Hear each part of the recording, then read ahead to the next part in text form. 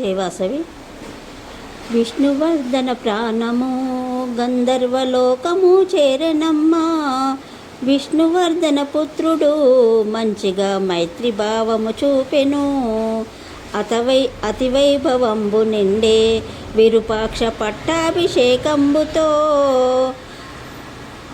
మంగళంబులు పాడిరి అందరూ సంతసము వెదజల్లగా.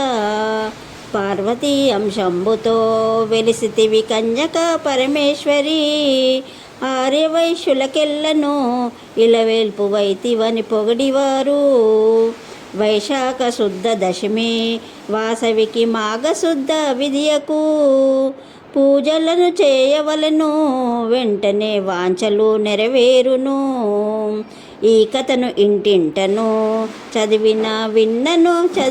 చదివినా చెప్పినా విన్నగాని పరమమోక్షము తోడను నిక్కముగ సకల సౌఖ్యము కలుగును.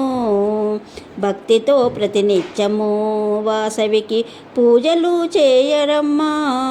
మంగళము పాడరమ్మా, మంగళం పాడితే మోక్షమమ్మా.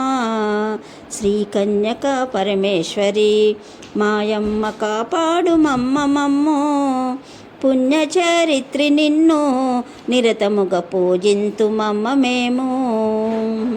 ఓం వాసవాంబాయ విద్మహే కన్యకుమారి ధీమహి తన్నో వాసవి ప్రచోదయాత్. ఓం వాసవాంబాయ విద్మహే కన్యకుమారి ధీమహి తన్నో వాసవి ప్రచోదయాత్. జై వాసవి.